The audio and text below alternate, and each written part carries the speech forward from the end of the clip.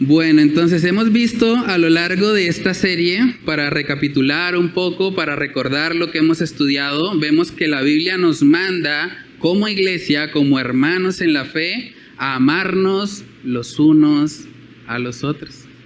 Estudiamos también que Él nos manda sobrellevar las cargas los unos de los otros. Dios nos manda en su palabra que nos exhortemos los unos a los otros.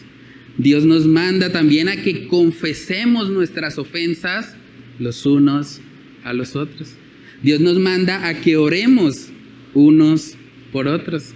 Nos manda que nos animemos unos a otros, que nos edifiquemos unos a otros. Y hace 8 días nuestro hermano Yesid nos estuvo compartiendo también que debemos soportarnos y perdonarnos unos a otros. Y hay algo que va implícito, que es transversal en cada uno de estos mandamientos. Y es el hecho de que la única forma de poder cumplir con esto es a través de la comunión. Es a través de la comunión. Yo no puedo amar a alguien con quien no tengo contacto. Yo no puedo perdonar a alguien si no tengo contacto con él. Tengo que darle oportunidad a que me ofenda para poderlo perdonar, ¿cierto? Yo no puedo soportar a alguien si no tengo ningún vínculo, ninguna cercanía con esa persona. Todos los mandamientos unos a otros llevan implícito la comunión entre creyentes. Y eso es un aspecto muy, muy importante, porque tristemente lo que estamos observando cada vez más en las iglesias es que hay una disminución. Hay un declive, hay estadísticas que muestran cómo ha venido descendiendo la comunión en las iglesias, aún en las iglesias cristianas. Iglesias consideradas de sana doctrina, donde simplemente se ven el día domingo y no hay más comunión. Hasta el siguiente domingo se vuelven a ver y prácticamente han convertido la iglesia en una especie de club. Yo a veces lo llamo como ver la iglesia como si fuera un cine. ¿Han ido a una sala de cine? Uno va a la sala de cine, ve la película, la critica y sale y no habla con nadie, ¿cierto? Tristemente, en muchas congregaciones han convertido a la iglesia, que es una familia en la fe según la Escritura, como en una sala de cine. Van, miran el espectáculo, miran lo que se está haciendo, el culto, probablemente lo critican y luego no hablan con nadie. Entonces, eso no es lo que vemos en la Escritura para la iglesia. La palabra comunión etimológicamente viene de 2 palabras, común y unión. Común, unión que tenemos en Cristo Jesús. Es decir, la comunión es el vínculo común que tengo con alguien por causa de nuestra unión con Cristo Jesús. Ambos, si somos creyentes, estamos unidos a Cristo, tenemos eso en común.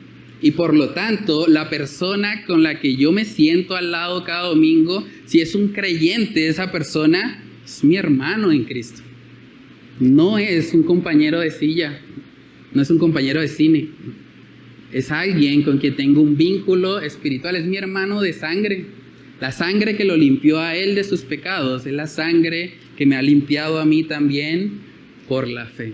Entonces hoy vamos a estar viendo algunos principios que la Biblia nos enseña respecto a este importante tema, la comunión. Comunión que debemos tener los unos con los otros. Y yo creo que cuando hablamos de este tema, el mejor ejemplo que tenemos es precisamente la iglesia primitiva. La iglesia primitiva, la iglesia naciente en el libro de los Hechos, en Pentecostés, se caracterizó precisamente por ser una iglesia que tenía comunión unos con otros. Miremos lo que dice Hechos capítulo 2, versos del 41 en adelante y comenzamos este tiempo con oración. Dice Hechos 2:41, así que los que recibieron su palabra fueron bautizados y se añadieron aquel día como 3,000 personas y perseveraban en la doctrina de los apóstoles, en la comunión unos con otros, en el partimiento del pan y en las oraciones. Y sobrevino temor a toda persona, y muchas maravillas y señales eran hechas por los apóstoles.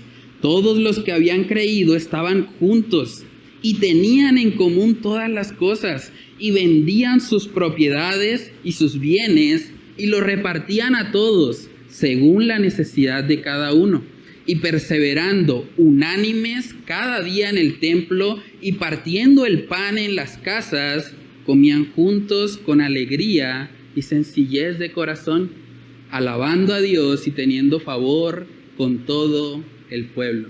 Y el Señor añadía cada día a la iglesia los que habían de ser salvos. Vamos a orar para pedir la dirección del Señor.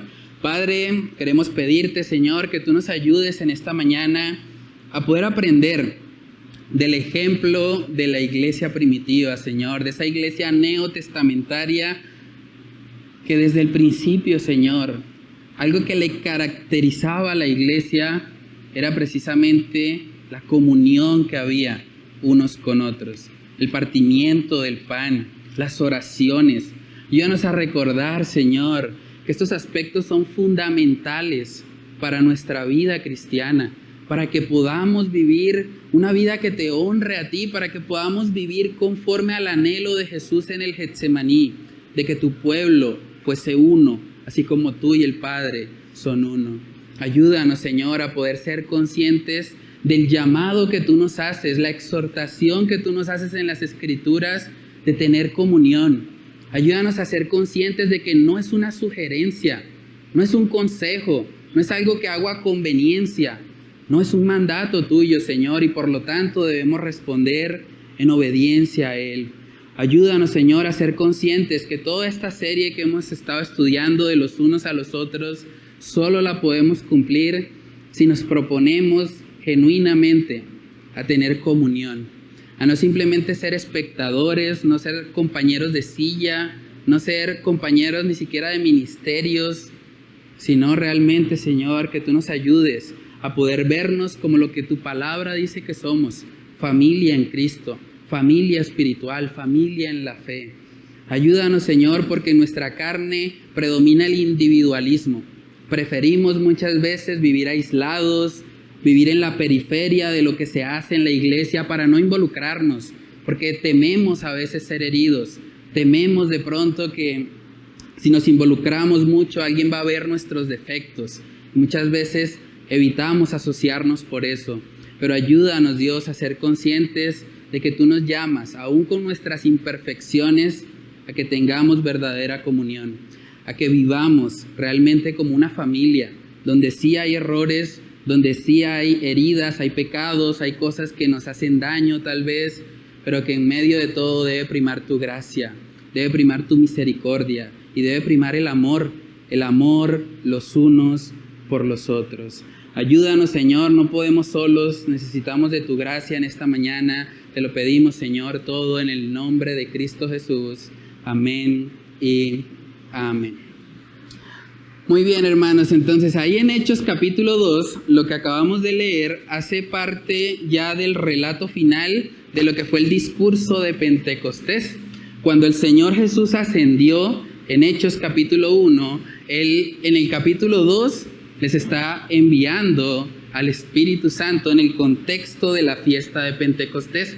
Y en ese contexto Pedro dio un sermón lleno del Espíritu, un sermón enfocado en la palabra de Dios, enfocado en el Evangelio, al punto que la gente se compungía en su corazón. Y muchos se acercaron a decirle, bueno, ¿qué haremos, Pedro? Ese mensaje que tú nos has dado nos ha confrontado de tal manera que queremos responder. Y vemos en ese contexto que llegamos a Hechos capítulo 2, verso 41, donde dice, así que los que recibieron su palabra fueron bautizados. Y se añadieron aquel día como 3,000 personas. Y dice en el 42, y perseveraban en la doctrina de los apóstoles, en la comunión unos con otros, en el partimiento del pan y en las oraciones. El primer punto que vamos a estar viendo en esta mañana es que la comunión requiere perseverancia. La comunión requiere perseverancia. Dice que ellos perseveraban en la doctrina de los apóstoles, pero no solo en eso. También perseveraban en la comunión unos con otros, perseveraban en el partimiento del pan, perseveraban en las oraciones. Fueron aspectos importantes para una iglesia que estaba llena del Espíritu.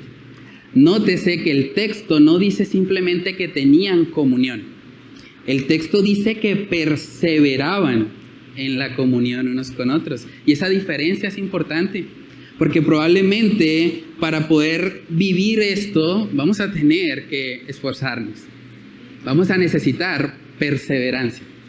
Muchos empiezan animados en la iglesia, empiezan tal vez con mucho ánimo pensando, bueno, ahora sí voy a meterme en todo en la iglesia, voy a hacer el discipulado, ahora sí voy a ser miembro y me voy a servir. Pero muchas veces el ánimo luego se va.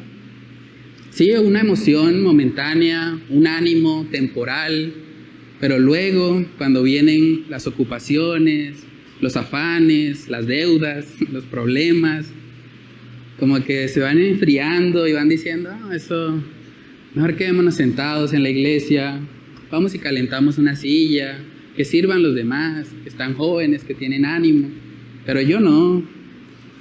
Pero hermanos, lo que vemos acá realmente es que esta iglesia decidió ser perseverante en la comunión unos con otros. Y es interesante porque cuando leemos Hechos capítulo 1, cuando el Señor Jesús asciende, Él dejó un grupo de creyentes, aproximadamente 120 personas. 120 personas, y luego del discurso de Pedro se convierten 3,000 y se bautizan. Imagínense cómo hubiese sido eso. 120 personas ahora atendiendo a 3,000. Yo imagino quién contó la asistencia ese día. ¿Quién habrá llegado hasta 3,000 contándolos a todos? Yo me imagino cómo habrán sido esos bautizos. Debieron haber sido organizados. Me imagino que los apóstoles serían los encargados de bautizar en ese contexto. ¿Quién habrá sido el líder de Ujieres? Imagínense organizar 3,000 personas. O sea, una iglesia pasó en un día de 120 a 3,120 personas. Imagínense el impacto que eso traería. Debieron haber sido desafiados en esto. Yo me pregunto también, ¿cómo harían para escuchar el sermón sin micrófono? ¿3,000 personas? Es impactante, ¿no? Pensar en eso. ¿Quién partiría el pan? Ahí habla del partimiento del pan. Imagínense partir un pan para 3,000 personas. O muchos panes, partirlos todos y que alcance, que nadie se queje. Es impresionante. El Señor debió haberles dado mucha gracia para poder lidiar con todo eso. Sin embargo, al Señor no le plació revelarnos esos detalles. Al Señor le plació más bien mostrarnos algo que es fundamental y que es más importante que la forma de pronto como ellos lidiaron con ese crecimiento masivo. El Señor nos muestra aquí en su palabra que esta iglesia naciente, llena del Espíritu Santo, se enfocó en 4 ejes fundamentales.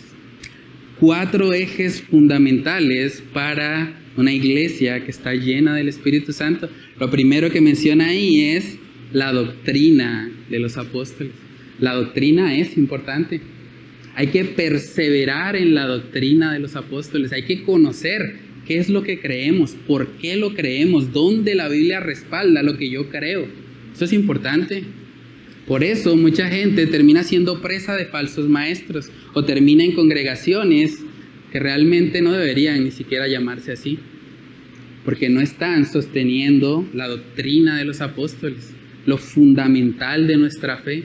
Eso es algo que todos debemos conocer, pero no solo se quedó ahí, no solo se quedó en la doctrina de los apóstoles, también menciona la comunión unos con otros, también menciona el partimiento del pan, también menciona las oraciones.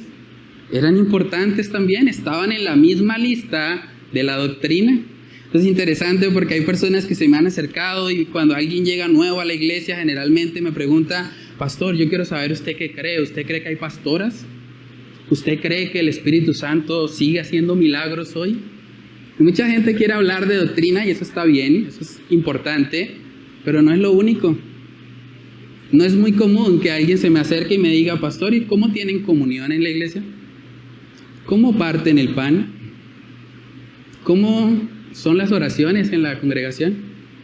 Como que esos aspectos no les hemos dado la relevancia que la Escritura sí le está dando acá.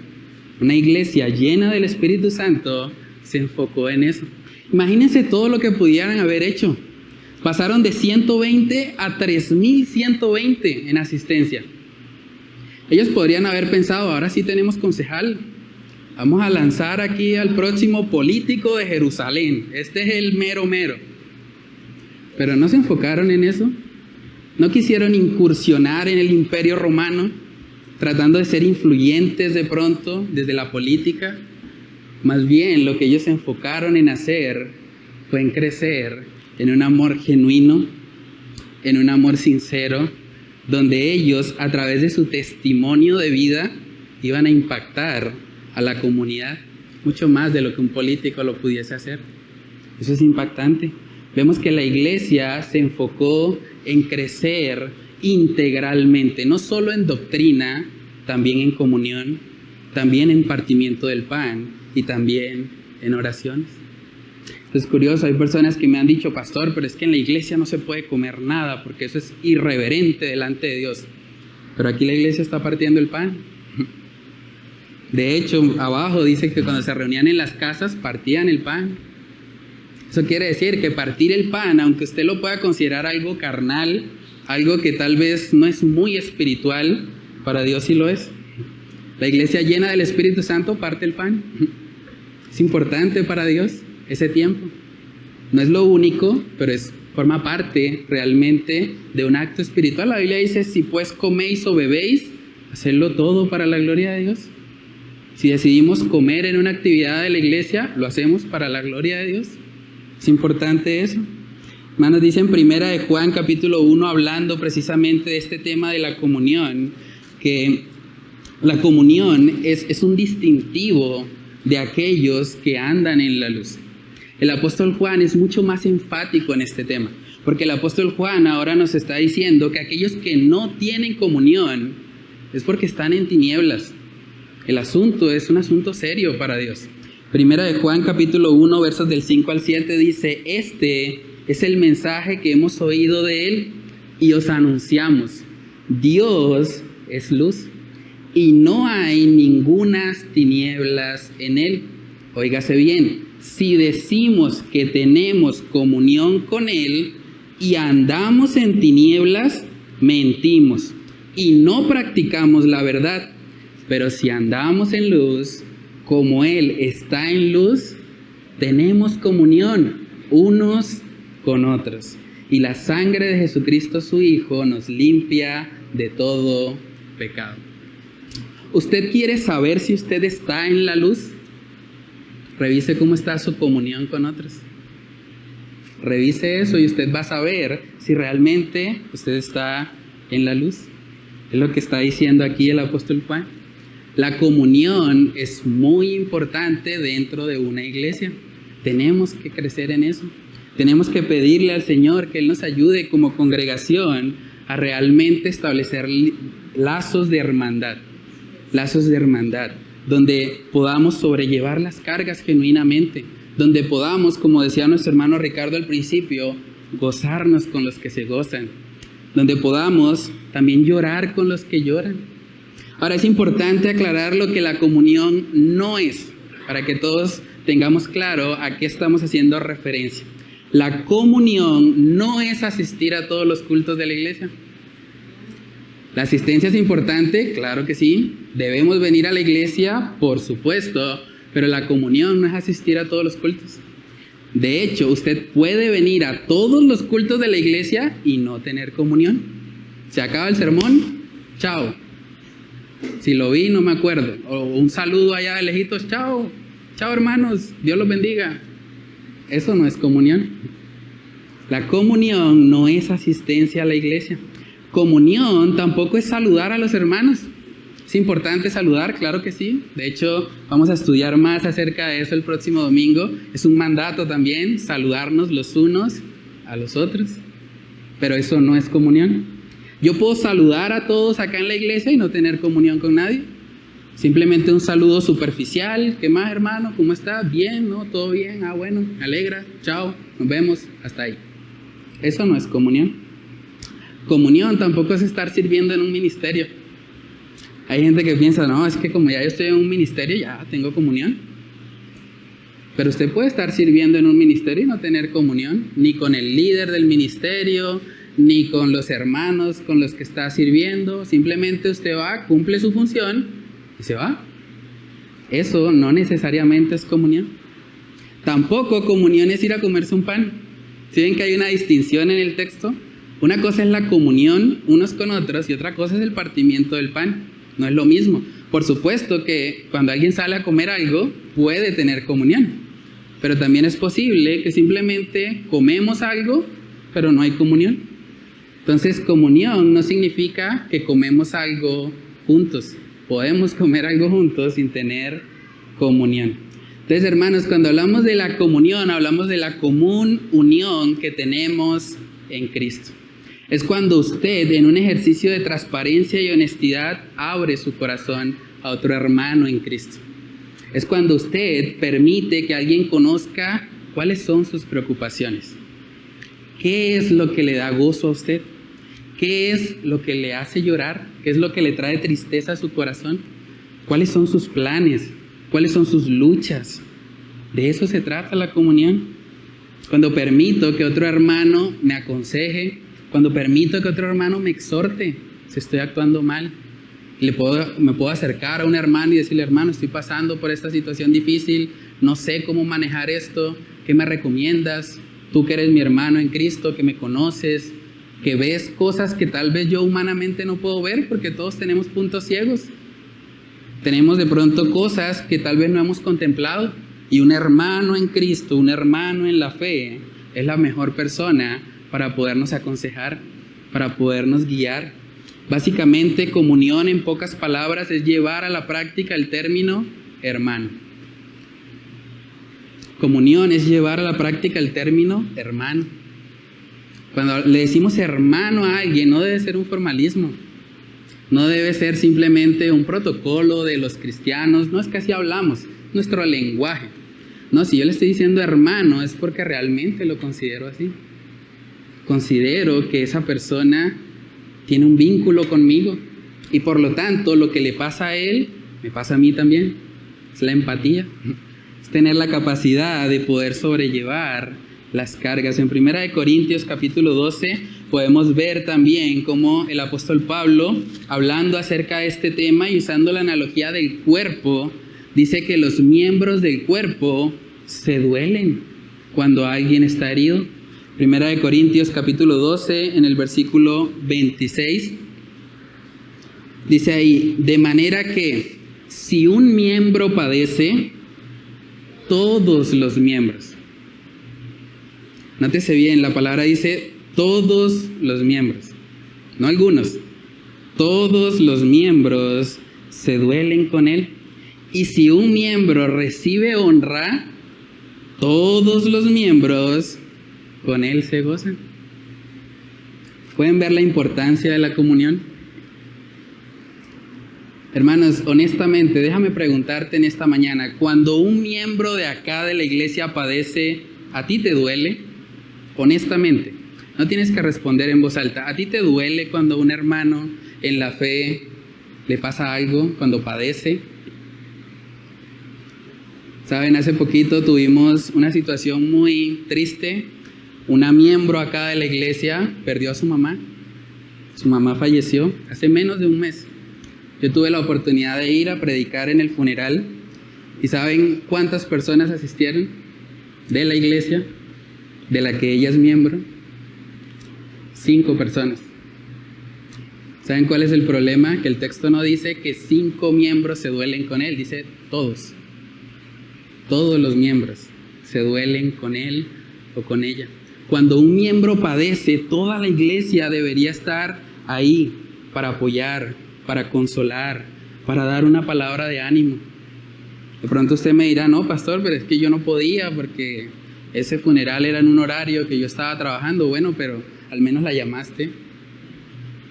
Le diste el pésame, hermana, lo siento mucho por la pérdida de su mamá. ¿Qué hubiese pasado si te hubiese pasado a ti? Es un buen ejercicio preguntarnos eso. No estoy diciendo eso para atacarlo, para hacerlo sentir mal a usted, pero sí para que reflexionemos.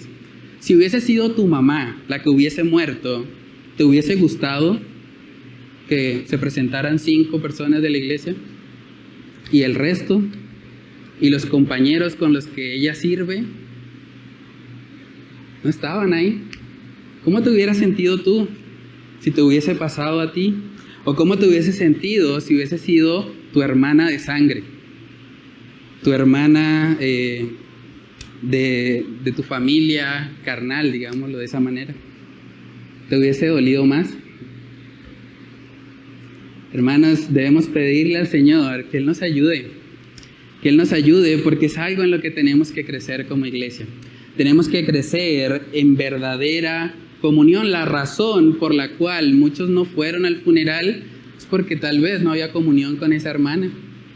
La conocían tal vez de vista, tal vez saben quién es, saben su nombre, pero no tenían un vínculo, no tenían una relación cercana.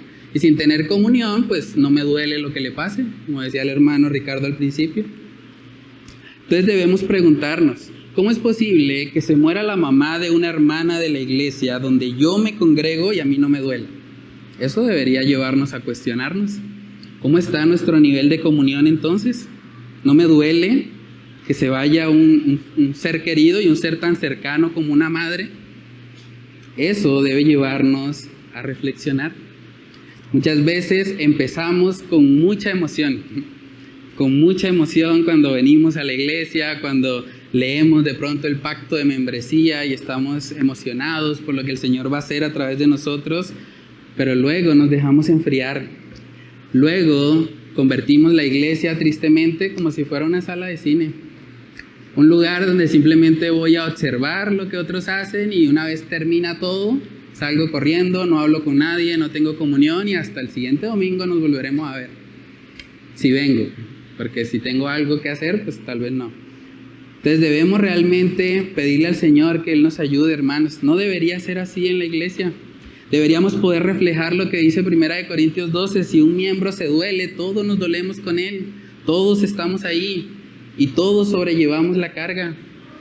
Saben que eso es interesante porque Jesús, un día antes de ser entregado en la cruz, una de las cosas por las cuales específicamente Él oró fue precisamente por la unidad de la iglesia.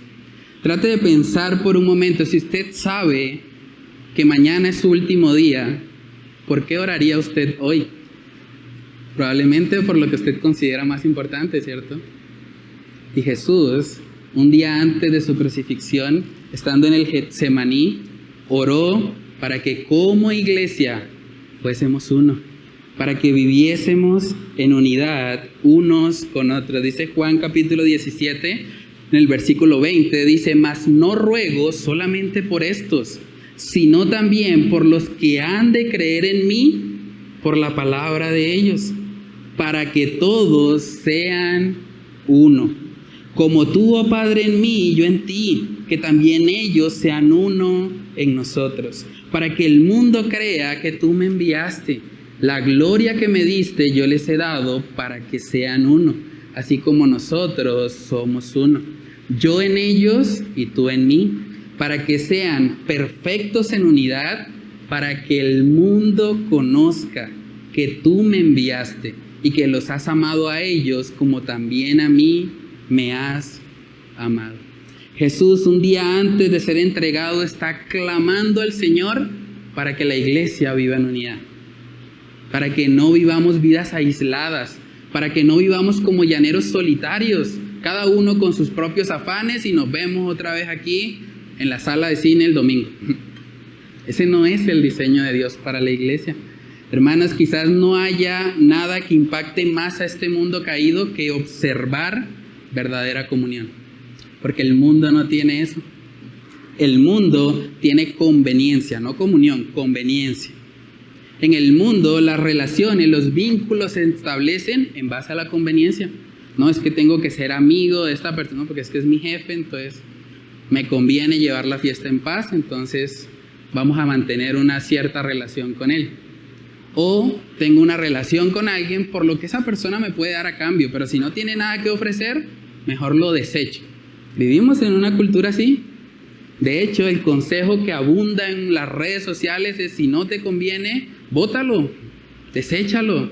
Si no te sirve, si no te aporta, si no trae nada bueno para ti, entonces bótalo. Desecha eso. Cuida tu paz, dicen algunos, cuida tu paz mental. Y con esa excusa terminamos desechando a todo aquel que no nos ofrece un beneficio a cambio. Pero ese no es el modelo que vemos en la Escritura. Cuando el mundo, hermanos, vea que personas de distintos trasfondos culturales, cuando el mundo vea que personas incluso de diferentes edades, porque en Cristo hay niños que ya están en Cristo, hay niños que han sido salvos, que conocen al Señor, como hay personas de la tercera edad que también conocen al Señor.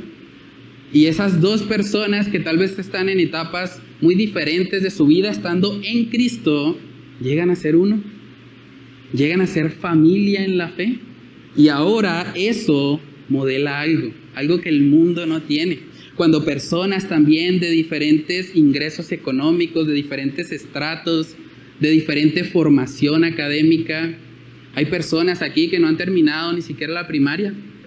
Y hay personas aquí que tal vez tienen ya un doctorado, el nivel más alto de preparación que hay.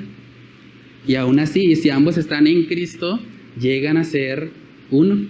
Personas de diferentes nacionalidades. Hemos tenido acá en la iglesia canadienses, hemos tenido gente de Estados Unidos, hemos tenido personas de Brasil, hemos tenido personas hasta de Corea, acá en la iglesia. Y esas personas, estando en Cristo, llegan a tener también comunión.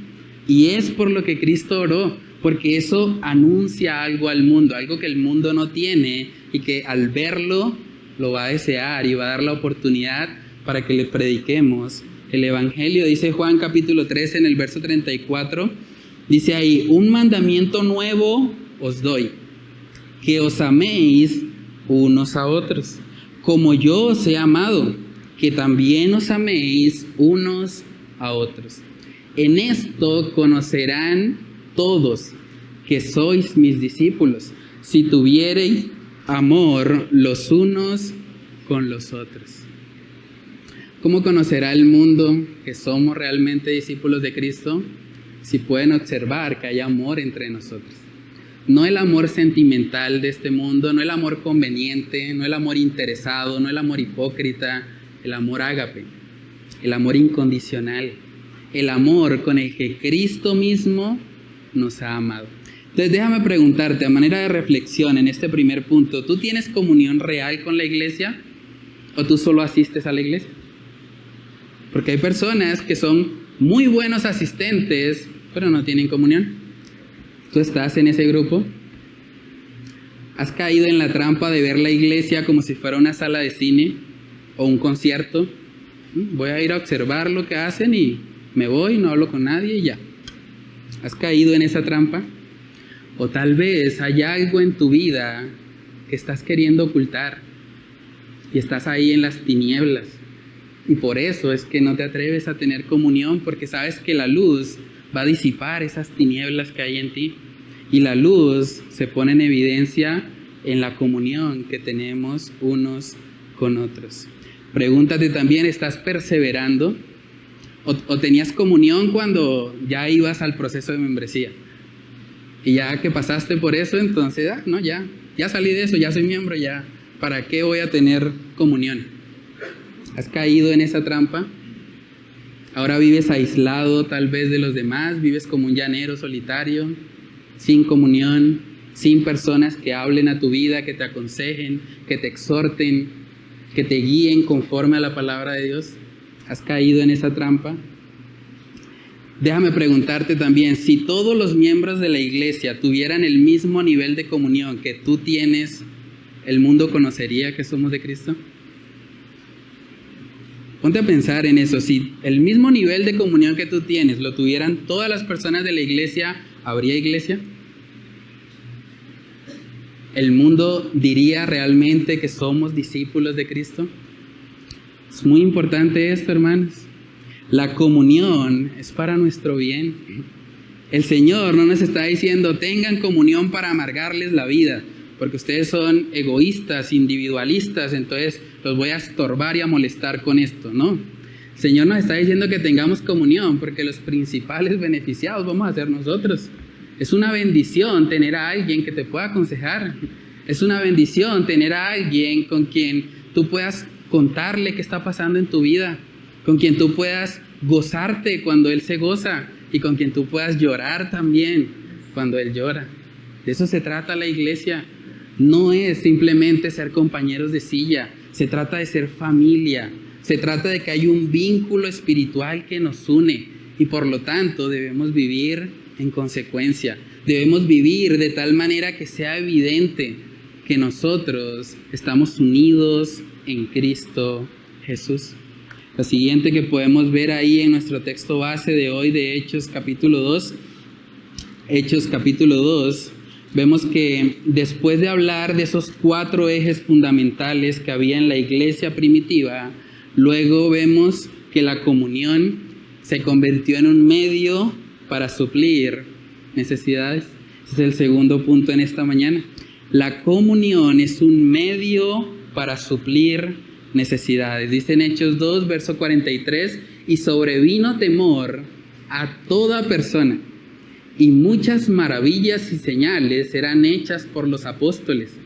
Todos los que habían creído estaban juntos y tenían en común todas las cosas, y vendían sus propiedades y sus bienes y los repartían a todos según la necesidad de cada uno. Este texto me recuerda una experiencia personal. Yo recuerdo en la iglesia que estaba antes, yo una vez hablé con el pastor y yo le dije, pastor, pues honestamente, cuando yo veo eso, que tenían todas las cosas en común, que daban incluso sus posesiones y lo ponían ahí a los pies de los apóstoles, eso yo no lo he visto en la iglesia, la verdad. O sea, yo creo que estamos como muy lejos de ese estándar. Y él me dijo en ese momento, hijo, lo que pasa es que el libro de los Hechos, y los que están en las clases de hermenéutica se van a identificar con esto, él dijo, el libro de los Hechos es narrativo histórico. Como es un libro narrativo histórico, no podemos sacar doctrina del libro de los Hechos. Bueno, en ese momento no tenía ni idea de qué era la hermenéutica, así que dije, bueno, pues sabrá lo que dice, ¿no?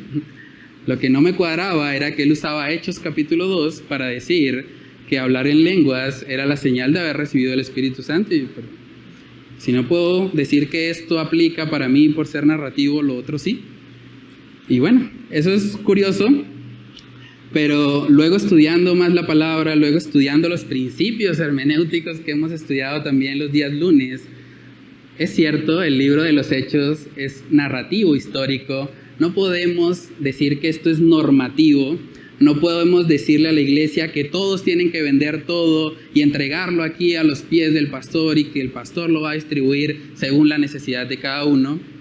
No podemos hacer eso, pero eso no quiere decir que este texto no tenga algo que enseñarnos a nosotros hoy. Eso no quiere decir que no haya una aplicación práctica. La Biblia dice que toda la escritura es inspirada por Dios, incluyendo los libros narrativos. Hay enseñanza ahí para nuestra vida. Entonces, si no nos gusta Hechos capítulo 2, bueno, vámonos a una epístola. Romanos capítulo 15, vamos ahí. Romanos capítulo 15 nos habla del mismo principio. El principio de una iglesia interesada en suplir la necesidad de los santos, de aquellos que pasan por necesidad. Romanos capítulo 15, versos del 25 en adelante, dice, mas ahora voy a Jerusalén para ministrar a los santos, porque Macedonia y Acaya tuvieron a bien hacer una ofrenda para los pobres que hay entre los santos que están en Jerusalén, pues les pareció bueno y son deudores a ellos, porque si los gentiles han sido hechos participantes de sus bienes espirituales, deben también ellos ministrarles de los materiales. Entonces aquí vemos una ofrenda para los pobres, para la gente que está en necesidad. y ya no es un texto normativo, ya es una epístola. Entonces, en términos hermenéuticos, esto sí sería normativo para la iglesia. Entonces, es importante, la iglesia debe ser generosa. Pero para que esa generosidad ocurra, tenemos que tener comunión. Si yo no sé que hay un hermano pasando necesidad, pues ¿cómo le voy a ayudar? Tengo que conocer, tengo que saber qué está pasando en la vida de ese hermano para poder decidir ayudarle. Y ese es el contexto de la comunión en la iglesia. Ahora, la comunión en la iglesia no solamente es para suplir la parte material, es importante, vemos muchos textos bíblicos al respecto, pero también la iglesia es para suplir necesidades emocionales, necesidades espirituales, necesidades de ayuda, de servicio, a veces necesidades de escucha. Hay gente que necesita que la escuchen acá en la iglesia y usted puede prestar su oído para eso, si tiene comunión, si conoce quiénes son esas personas. Entonces es muy importante. Primera de Juan capítulo 3, vemos que el apóstol Juan, otra vez no estamos hablando ahora de un texto narrativo, estamos hablando de una epístola también. Primera de Juan capítulo 3, verso 17 dice ahí: pero el que tiene bienes de este mundo y ve a su hermano tener necesidad y cierra contra él su corazón, ¿cómo mora el amor de Dios en él? Hijitos míos, no amemos de palabra ni de lengua, sino de hecho y en verdad. Si usted ve a su hermano tener necesidad y cierra contra él su corazón, teniendo la posibilidad de ayudarlo, tenga por seguro que el amor de Dios no mora en usted. Usted está viviendo de forma egoísta. Usted vive para sí mismo. Pero una evidencia precisamente de que el amor de Dios mora en nosotros es que estamos ahí para suplir las necesidades. Ahora, esto tiene varias aplicaciones porque yo tengo que estar atento a las necesidades de los demás, pero también yo tengo que manifestar lo que está pasando en mi vida. Hay gente que por orgullo o por diferentes razones simplemente oculta todo lo que le está pasando y se traga todas las cosas y lleva la carga solo y no cuenta con nadie. ¿Y cómo se le puede ayudar a alguien que no está manifestando lo que está pasando en su vida? Por eso es importante la comunión. La comunión no es para destruirnos unos a otros, para nada. La comunión es para edificarnos los unos a los otros.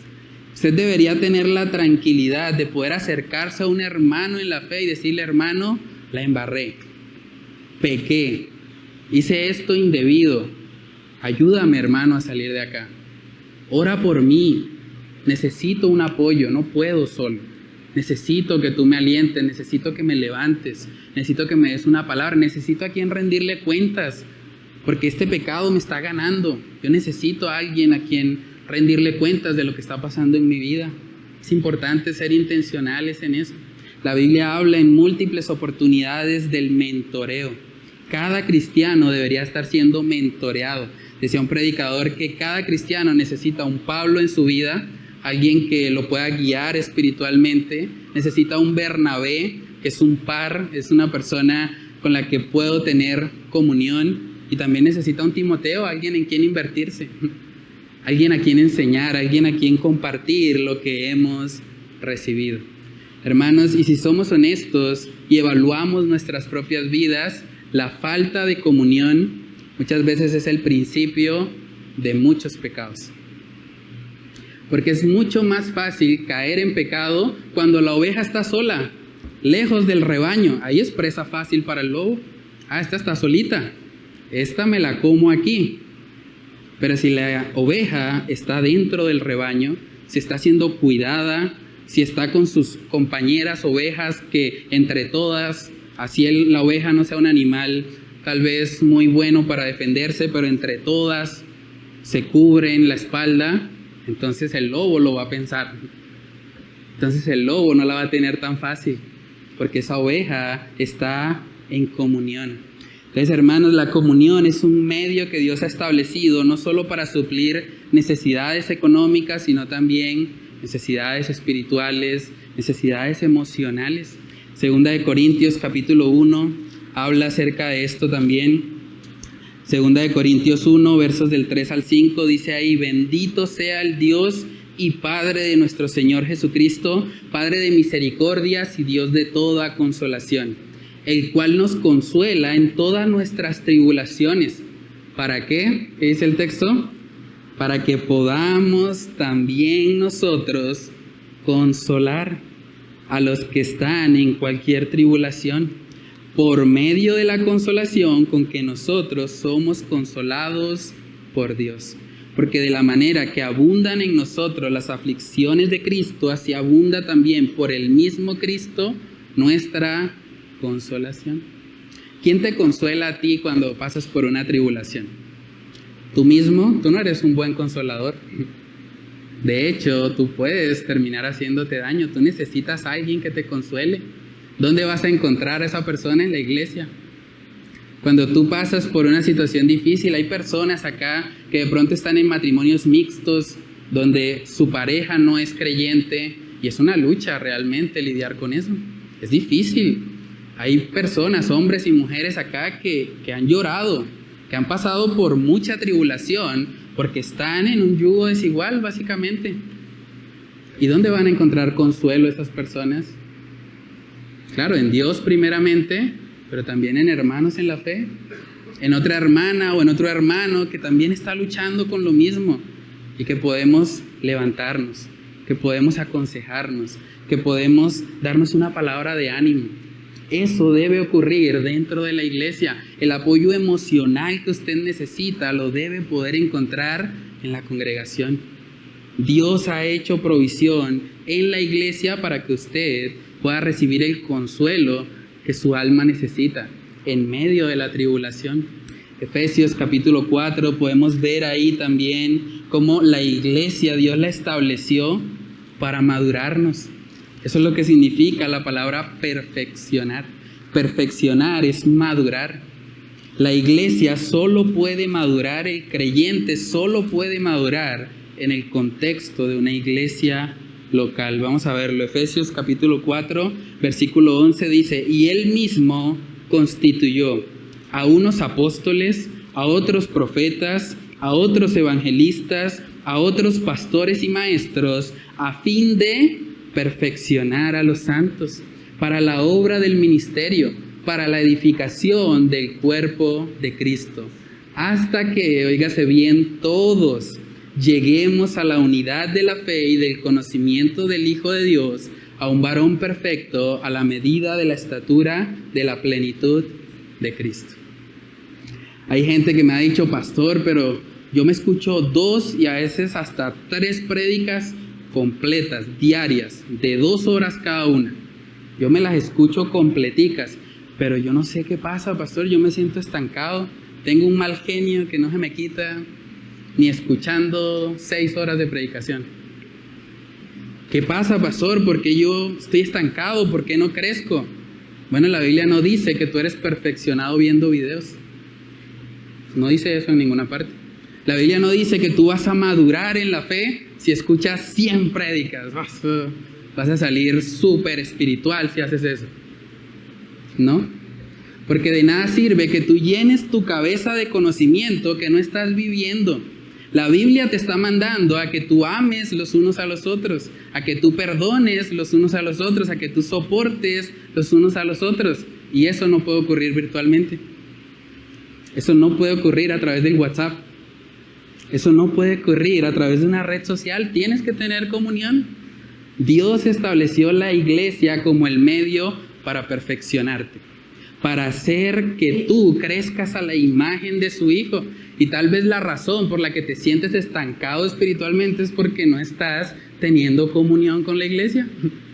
Vivir una vida como llanero solitario te va a hacer presa fácil del enemigo. Va a hacer que fácilmente tú puedas caer en pecado y que puedas quedarte en esas tinieblas. Primera de Corintios capítulo 13, ese es un texto también muy desafiante. Primera de Corintios capítulo 13, versículos del 1 al 2. Dice ahí el apóstol Pablo: si yo hablase lenguas humanas y angélicas y no tengo amor, Vengo a ser como metal que resuena o címbalo que retiñe. Y si tuviese profecía y entendiese todos los misterios y toda ciencia, y si tuviese toda la fe, de tal manera que trasladase los montes y no tengo amor, nada soy. Si traemos eso a la actualidad, si yo me viera todos los videos de YouTube, todos los videos del pastor X, del pastor Y, entonces ya tendría todo. No, tú te puedes ver todos los videos y si no tienes amor no eres nada. Como dicen en la costa, eres pura bulla, metal que resuena. Pura bulla o puro tilín tilín, también dicen en la costa. Puro tilín tilín y nada de paleta. De nada sirve tener mucho conocimiento si no lo llevas a la práctica. Y la práctica está en la comunión. Entonces, bienvenido. Bienvenido a tener comunión este año. Bienvenido a involucrarte. Bienvenido a que formes parte, a que salgas de la periferia y empieza a involucrarte. Primera de Corintios capítulo 13, si seguimos leyendo ahí, en el versículo 4, miren lo que dice: el amor es sufrido, es benigno, el amor no tiene envidia, el amor no es jactancioso, no se envanece, no hace nada indebido, no busca lo suyo, no se irrita, no guarda rencor, no se goza de la injusticia, mas se goza de la verdad. Todo lo sufre, todo lo cree, todo lo espera, todo lo soporta. El amor nunca deja de ser, pero las profecías se acabarán y cesarán las lenguas y la ciencia acabará. Si yo le pregunto a usted que si usted ama a su hermano en la fe, probablemente me va a decir que sí. Pensamos que amamos, ¿cierto? Pero la descripción que está haciendo aquí el apóstol Pablo para una iglesia, que este texto se ha utilizado casi siempre en el contexto del matrimonio, pero está en el contexto de una iglesia, lo primero que dice Pablo es que el amor es sufrido. Entonces, para que usted pueda hacer un buen autoexamen, no lo vamos a hacer sobre la base de la palabra amor, que se puede malinterpretar, lo vamos a hacer en base a los adjetivos que están ahí. Pregúntate tú, ¿qué tanto sufres por tu prójimo? ¿Tú has sufrido realmente por un hermano en la fe? Porque si tú no has sufrido por un hermano en la fe, probablemente tú no lo has amado. Tal vez has tenido un cierto contacto, una relación, pero amor, este amor, no, porque este amor es sufrido. ¿Tú has sufrido por un hermano en la fe? Probablemente tú piensas, bueno, con mi esposa he sufrido, o con mi esposo he sufrido. Bueno, es la relación más cercana a tu vida, pero el contexto acá es la iglesia, es las relaciones interpersonales. Pregúntate también, ¿qué tan benigno eres tú con tu prójimo? ¿Qué tan amable eres? ¿Qué tanto estás dispuesto a servirle, a ayudarle? ¿O vives solamente enfocado en ti? ¿Qué tanto vives sin envidia? Porque el amor no tiene envidia, dice el texto. ¿Qué tanto vives así? ¿Qué tanto no buscas lo tuyo propio? Yo creo que ese es de los más difíciles. Por naturaleza buscamos lo nuestro primero. Y hasta que no estamos bien nosotros, entonces no queremos ayudar a los demás. Pero el amor que está acá, 1 Corintios 13, no busca lo suyo propio. ¿Qué tanto soportas? Dice ahí que el amor todo lo soporta. Lo que estudiamos hace 8 días con nuestro hermano Yesid, vestiéndonos de la nueva identidad que tenemos en Cristo.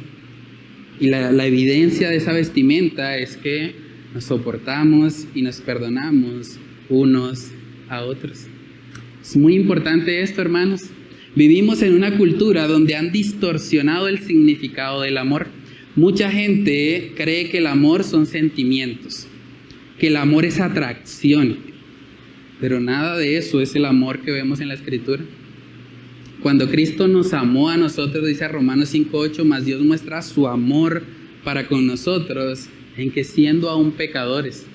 No hay nada atractivo en un pecador para un Dios santo, santo, santo. Pero aún así Él nos amó. Ese es el amor bíblico. Un amor donde no obtengo algo a cambio. Donde a veces, incluso decía el apóstol Pablo, amándolos más, soy amado menos. Cuando yo me esfuerzo por demostrarles que los amo, salgo yo llevando el bulto. Pero no importa, porque los amo. Ese es el amor cristiano. Un amor que se caracteriza por sacrificio. no es un amor conveniente. No es un amor que estoy haciendo concesiones para ver qué puedo obtener a cambio. Es un amor que está dispuesto a sacrificar, aunque duela. Y ese amor es la evidencia de que hemos nacido de nuevo. Dice en Primera de Juan capítulo 4, versos del 20 al 21. Dice ahí la palabra de Dios: si alguno dice, yo amo a Dios, y aborrece a su hermano, es mentiroso. Pues el que no ama a su hermano, a quien ha visto, ¿cómo puede amar a Dios a quien no ha visto? Y nosotros tenemos este mandamiento de Él: el que ama a Dios, ame también a su hermano.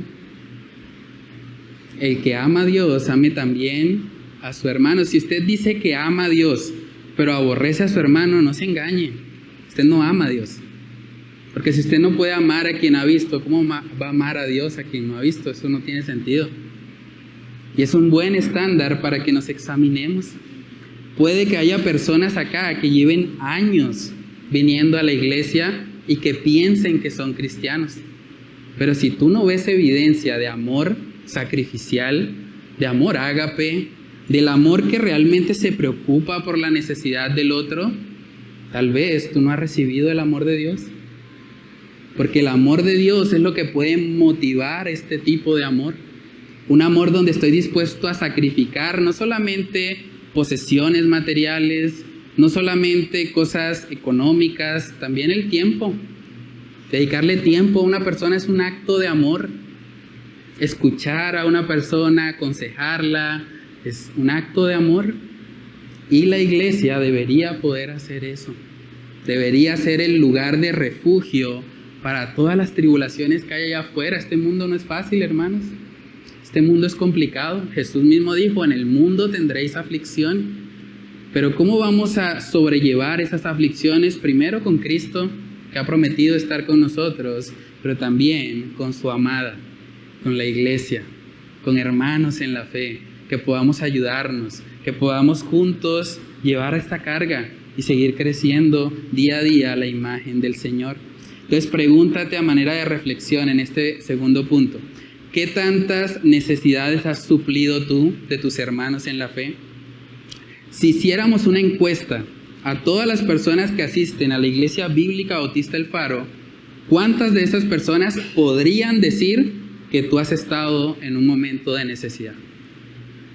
Es una buena pregunta, porque hace parte de la comunión. No me refiero solo a las necesidades económicas. De pronto se está pensando, pero es que ellos tenían posesiones, yo no tengo nada, yo tengo deudas, ¿yo qué voy a dar? No solamente es necesidades económicas, necesidades emocionales, espirituales.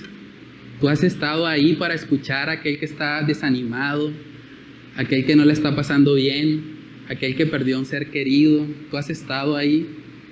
Es el lugar donde la iglesia debería brillar. Pregúntate también, no solamente qué tantas necesidades has suplido tú, pregúntate qué tan abierto has estado tú para exponer tus necesidades. Porque tal vez has preferido aislarte por diferentes razones, por orgullo, porque no quieres que conozcan tu vida privada, pero no es lo que vemos en la Escritura.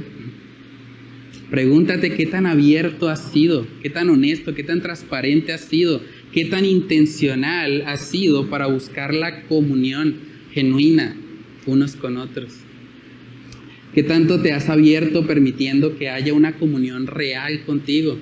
¿O simplemente te quedas en la periferia? Hay gente que le gusta eso, siempre en la periferia. No, yo voy a la iglesia, pero el domingo. No, miércoles no, eso ya es legalista, mucho. No, un miércoles, no, solo los domingos, sí. Los domingos para que me vaya bien en la semana. Eso no es comunión. Eso puede ser tradición, pero comunión bíblica no es. Entonces necesitamos cultivar comunión real. Tenemos acá en la iglesia espacios para eso. 1 hora antes del culto tenemos tiempo de oración y café. Hoy teníamos precisamente el ayuno congregacional, un tiempo diseñado para la comunión. Porque sí, oramos en el ayuno, colocamos nuestras peticiones delante de Dios, pero tenemos un espacio ahí para orar unos por otros. para saber qué está pasando en nuestra vida y cómo podemos ayudarnos mutuamente. Eso debe ocurrir en el contexto de la iglesia. Los miércoles tenemos una reunión de oración, una reunión diseñada para orar por todas las peticiones, por todo lo que usted esté enfrentando. Y son oportunidades para tener comunión. Como iglesia abrimos los grupos de conexión el año pasado y es triste, hermanos, pero los grupos de conexión no funcionaron. No continuaron, no porque los líderes no quisieran continuarlos, sino porque la gente no iba a los grupos de conexión. Porque muchas veces estamos más preocupados por los afanes de este mundo, por el trabajo, por otras cosas, y termina muchas veces perdiéndose la comunión, algo que el Señor ha establecido para nuestro bien. Es imposible cumplir con esto si simplemente no somos intencionales.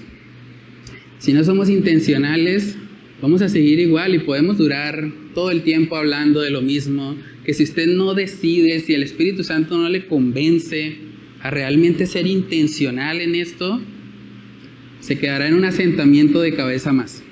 Sí, pastor. Sí, él tiene razón, pastor. Sí, eso es verdad. O de pronto ahí en el corazón, no, el pastor quiere colocarme más carga y yo con todo lo que tengo, no, yo por allá no voy. Hermanos, para ponerle pies a esto y para que no quede simplemente en un asentamiento de cabeza más, el hermano Jairo me dio una idea que vamos a implementar. Él me dijo, bueno hermano, algo que podemos hacer es hacer una tabla y vamos a colocar los números de todos los hermanos de la iglesia. Lo vamos a colocar ahí en alguna cartelera para que usted no tenga excusa. Para que usted pueda darse cuenta, bueno, aquí está el hermano que hace rato no lo veo. Ah, bueno, ahí está el número. ¿Qué tal si lo llamo esta semana? ¿Qué tal si le pregunto, hola hermano, no te vi en la iglesia, ¿estás bien? ¿Necesitas algo? ¿Cómo puedo ayudarte? ¿Qué puedo hacer por ti, hermano? Eso debería ocurrir en la iglesia y no es tarea exclusiva de los pastores. Hay mucha gente que dice, pero pastor, ¿pero por qué no buscó a este? ¿Por qué no buscó al otro? Culpa del pastor, culpa de los líderes. Pero la comunión unos con otros sucede entre los creyentes. Los mandamientos que hemos estudiado hasta hoy, unos a otros, no recaen exclusivamente en el liderazgo de la iglesia, recaen en los hermanos de la congregación. En otras palabras, recaen ustedes. Ustedes son los que deben amarse unos a otros, ustedes son los que deben perdonarse, soportarse, aconsejarse, animarse, edificarse.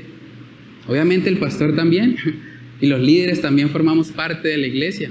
Pero no es tarea exclusiva de nosotros el mantener ese contacto o esa comunión.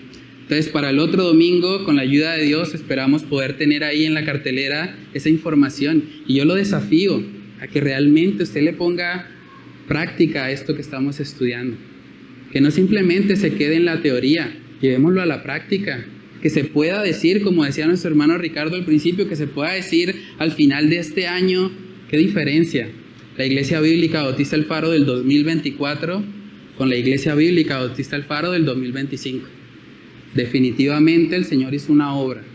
Definitivamente hay unidad, hay amor genuino. Esos se sacrifican los unos por los otros. Están dispuestos a incomodarse por el bienestar del otro. Y eso, hermanos, más allá de ser algo bonito o algo conveniente, porque en últimas es bueno para nosotros el poder recibir ayuda en medio de una necesidad. Más allá de eso, lo importante de este tema también es la gloria de Dios. Porque Dios es glorificado así. Y como cristianos ya no vivimos para nosotros mismos, vivimos para el Señor. Es importante. Cuando el mundo vea eso, cuando el mundo vea ese tipo de comunión en la iglesia, va a ser impactado. Como lo fue aquí en Hechos capítulo 2, vamos a seguir leyendo Hechos capítulo 2, ahí los últimos versículos. Hechos capítulo 2, verso 46, dice ahí la palabra, y perseverando unánimes cada día en el templo, y partiendo el pan en las casas, comían juntos, con alegría y sencillez de corazón, alabando a Dios y teniendo favor con todo el pueblo. ¿Pueden ver cómo la comunión impacta a todo el pueblo? Dice ahí, y el Señor añadía cada día a la iglesia los que habían de ser salvos. No es casualidad que esa frase esté allí. La comunión genuina, auténtica, de amor ágape, amor incondicional entre los creyentes, va a tener un impacto en el mundo que hará que vengan a la congregación, que hará que muchos quieran conocer de dónde surge ese amor entre los cristianos. ¿Cómo es posible que mientras yo me peleo con mi hermano por la herencia, allá en la iglesia dice que se regalan posesiones? Allá en la iglesia dice que se ayudan los unos a los... ¿Eso qué es?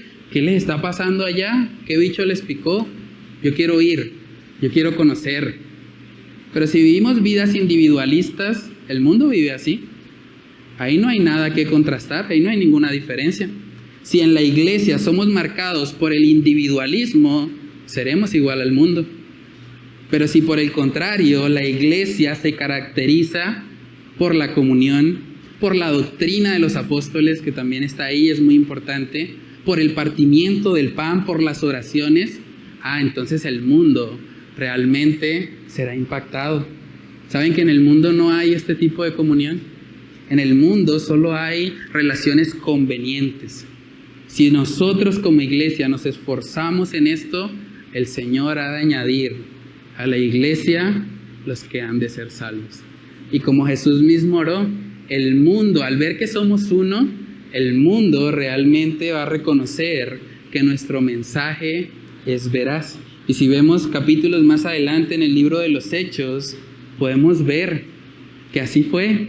Hechos capítulo 4, versos del 32 en adelante, dice ahí, y la multitud de los que habían creído era de un corazón, imagínense eso, un corazón y un alma. Y ninguno decía ser suyo propio nada de lo que poseía, sino que tenían todas las cosas en común. Y con gran poder los apóstoles daban testimonio de la resurrección del Señor Jesús, y abundante gracia era sobre todos ellos. Así que no había entre ellos ningún necesitado, porque todos los que poseían heredades o casas las vendían y traían el precio de lo vendido y lo ponían a los pies de los apóstoles, y se repartía a cada uno según su necesidad. Vemos que la iglesia perseveró en esto. Imagínense el impacto que un acto como este podría tener en esta cultura tan materialista, en esta cultura individualista en la que estamos. ¿Se imaginan que alguien se enterara, un incrédulo?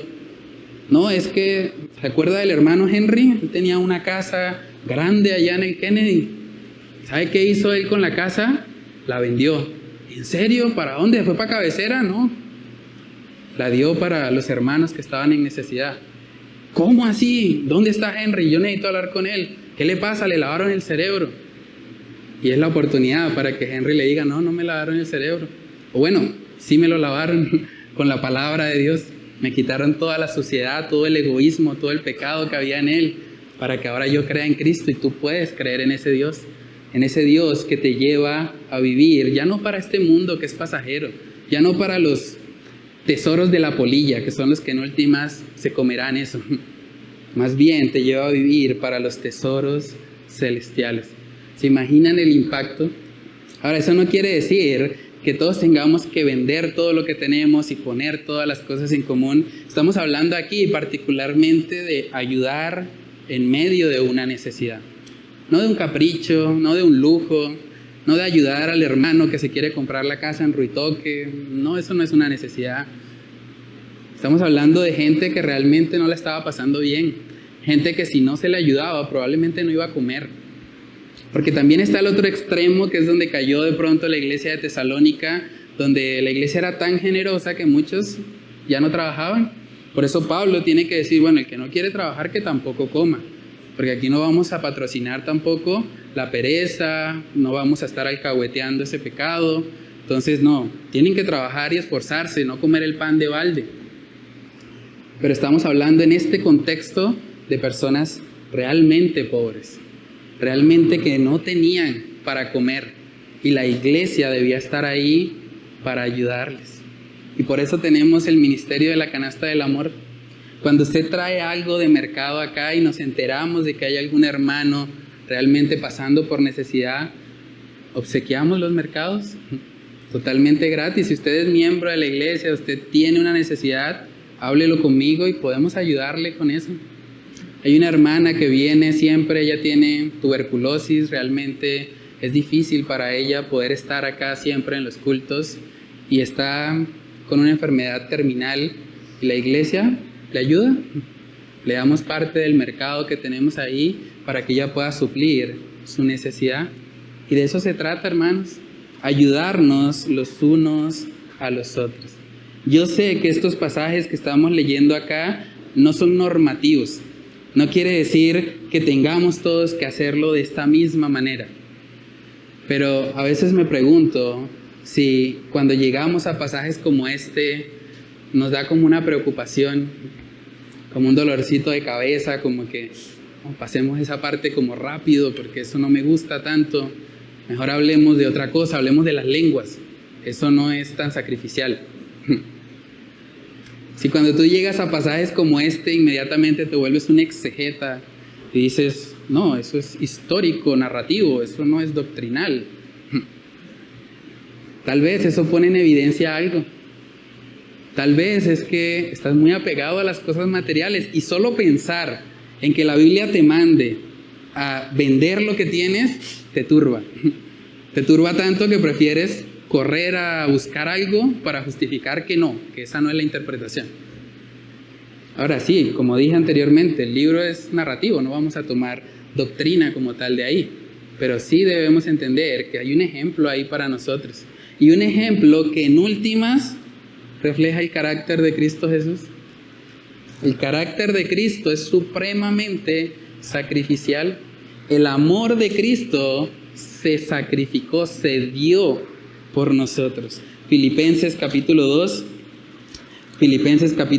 versículos del 5 al 8, dice ahí: haya pues en vosotros este sentir que hubo también en Cristo Jesús, el cual, siendo en forma de Dios, no estimó el ser igual a Dios como cosa que aferrarse, sino que se despojó a sí mismo, tomando forma de siervo, hecho semejante a los hombres. Y estando en la condición de hombre, se humilló a sí mismo, haciéndose obediente hasta la muerte y muerte de cruz. El Dios soberano, el Dios todopoderoso, decidió venir al mundo, añadir humanidad a su ser para poder salvarnos. No solamente vino al mundo, que hubiese sido de por sí una gran humillación siendo Dios, sino que vino al mundo como un esclavo, lo que significa un siervo en ese contexto. Y no solamente como un esclavo, sino como un esclavo que muere como un delincuente. La cruz en la que Jesús murió estaba destinada para un personaje de muy mala calaña como era Barrabás.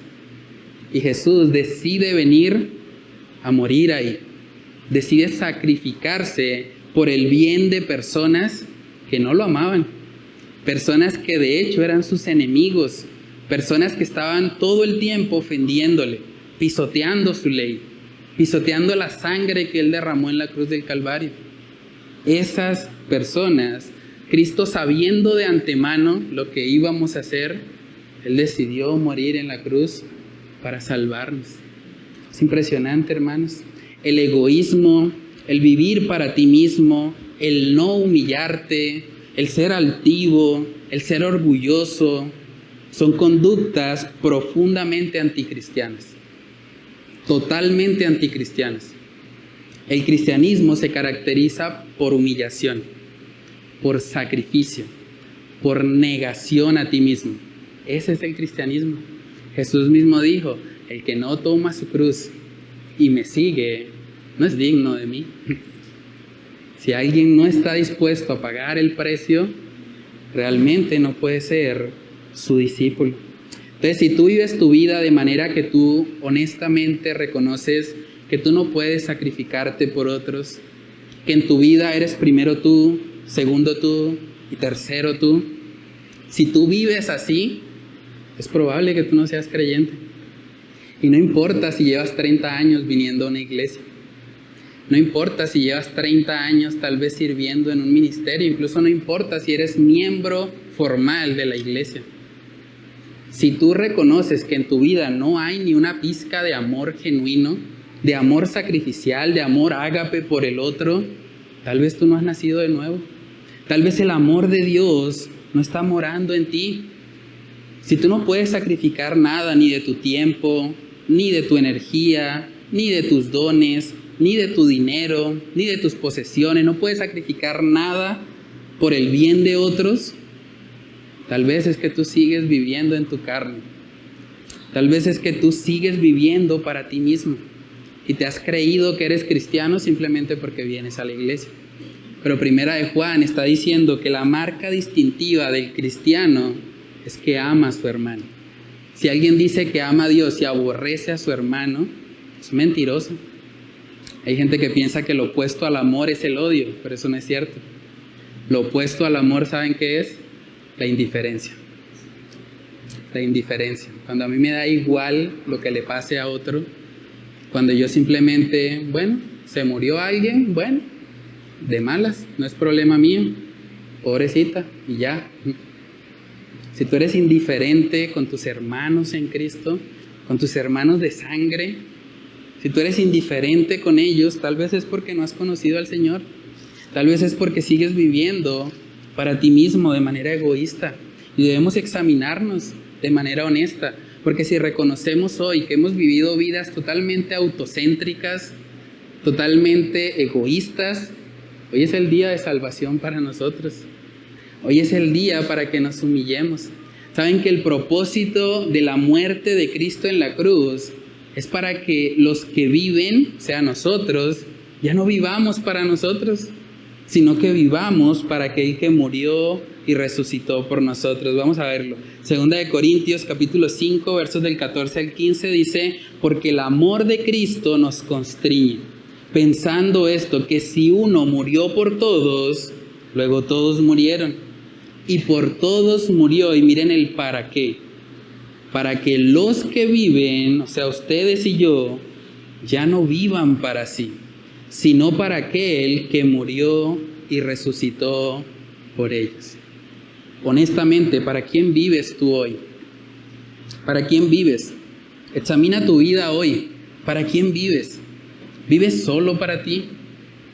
¿Vives solo para tus necesidades, tus problemas, lo que te afecta a ti? Porque eso puede ser una evidencia de que el amor de Cristo no está morando en tu corazón.